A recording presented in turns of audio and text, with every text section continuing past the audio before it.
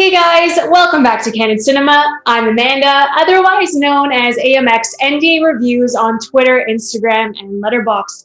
Today I will be reviewing Ben Wheatley's new film, In the Earth. This is a science fiction horror film that uses the pandemic as a reason why people have fled their city. As a deadly virus ravages the world, Dr. Martin Lowry ventures out to reach a test site in the middle of the arboreal forest. He's accompanied by a park ranger named Alma. They are aware of the mythological creatures that haunt the forest, but they think it's an old wives' tale until they experience an attack in the middle of the night. When they wake up, they are disoriented and shoeless. As they continue on, they meet Zach, a man living off the grid entirely. What Zach teaches Alma and Martin is that trusting everyone you meet after they show you kindness is not always the best decision. So I felt that this kind of paralleled the government and how we have openly trusted our governments during this pandemic, because this film does take place during the pandemic. It was filmed during the pandemic. It is a pandemic film, but the entire focus isn't really on the pandemic. Focus is more on the psychological trauma or psychological issues that can come with that feeling of isolation that we all felt during quarantine. So it really touches upon the psychological elements more so than the actual pandemic. It's more of an internal retelling of the actual events of the pandemic, and I really believe that this is probably the best pandemic movie we're going to get. And I know that we don't want any more pandemic films, but Ben Wheatley just really presenting something unique here. There were horror elements, there were experimental elements, which I absolutely loved. He really played with the sound design, the noises in the forest, mixing in with those supernatural elements as well, the mythological creatures coming to get them. And I really just appreciated that he really played with his environment in this film. It's just such a great sci-fi horror film, and maybe you don't want to classify it as a science fiction or you don't want to classify it as a horror film, but to have those elements in this film, they really brought everything together. There were sequences where I was just, it was a trip. It was so trippy, and I think I watched it at like 9 o'clock at night, and I just sat there after I watched it like, oh my God, what did I just watch? And the last half hour, you just can't stop watching it. You can't stop watching. You are glued to the screen.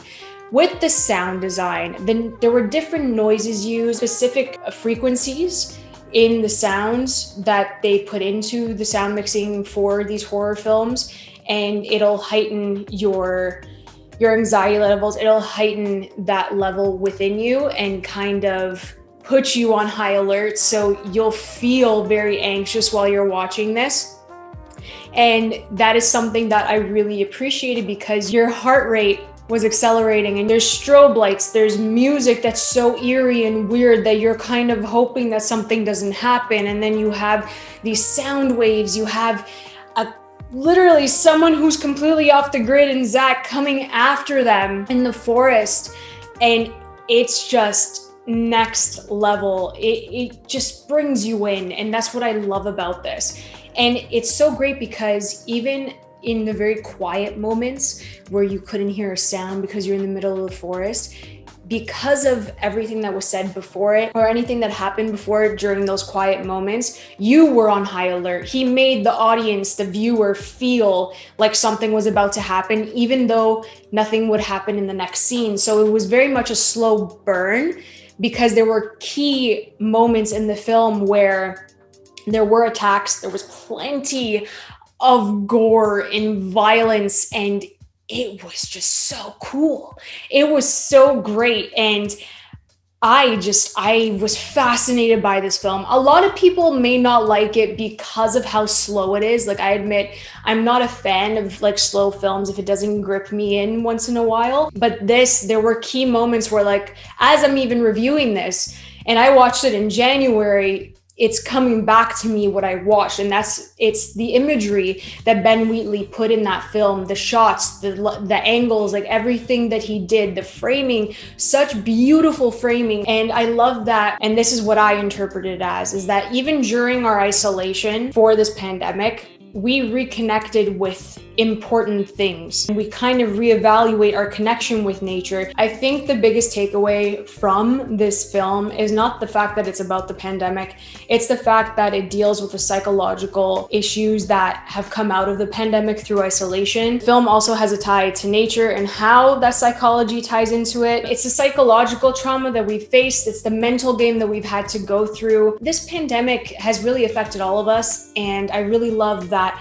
Wheatley took that internal struggle and he kind of put it out into this film and completely changed the story, and it wasn't its central focus. Ben Wheatley really used the internal struggles during the pandemic through the isolation that we've all been through, and took that kind of mentality, that mental struggle that we all went through, and placed it within his characters and exposed what the main issues are through his characters being in isolation in this massive forest. So you felt alone with them, and I think that's really difficult to do, especially when there is a pairing on screen with Martin and Alma, but they also felt very alone even though they were together, because they didn't really know each other that well either. So you kind of feel like you're going through this individually, and I respected the way he did it. It was really interesting how these people ended up trusting each other by the end of the film because of a third party